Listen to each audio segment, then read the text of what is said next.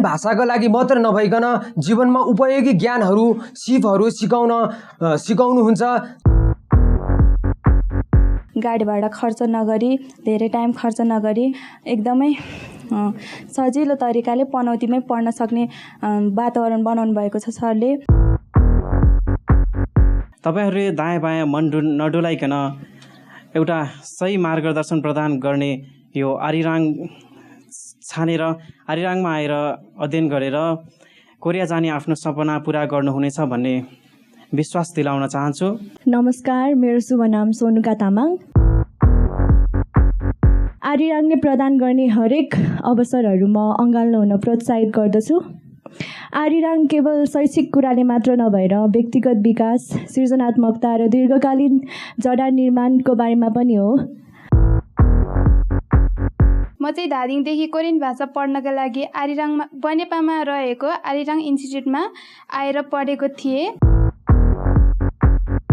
मिनिङहरू सोध्ने तरिका, पढाउने तरिकाहरू धेरै राम्रो छ। सबैजना आइदिनु होला। अब आउने विद्यार्थी नयाँहरू सबैजना आरिराङ इन्स्टिट्युट खोजेर आइदिनु होला। आरिराङले दिनुपर्ने साथ सपोर्ट र मोटिभेसनले गर्दाखेरि हामी आज यस ठाउँमा आउन सफल भएका हौँ।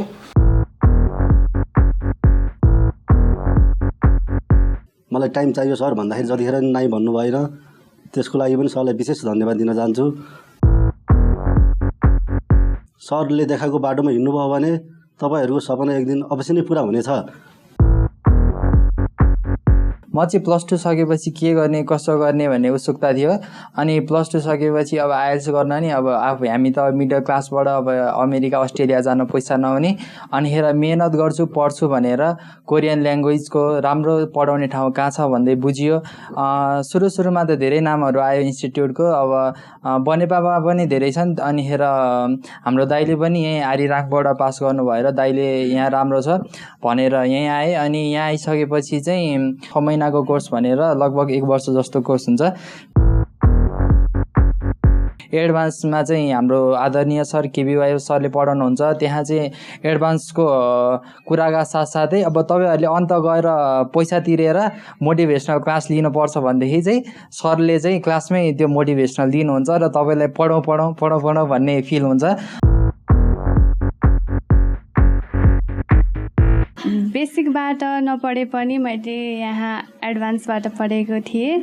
पढाउने तरिका एकदमै राम्रो लाग्यो। सरले कोरियन भाषा मात्र नभएर जीवनमा उपयोगी हुने ज्ञानहरू पनि राम्रो दिनुभयो। यदि कोरियन भाषा पढ्न चाहनुहुन्छ भने एकपटक आरिराङमा आइदिनु होला भन्दै बिदा हुन्छु। धन्यवाद।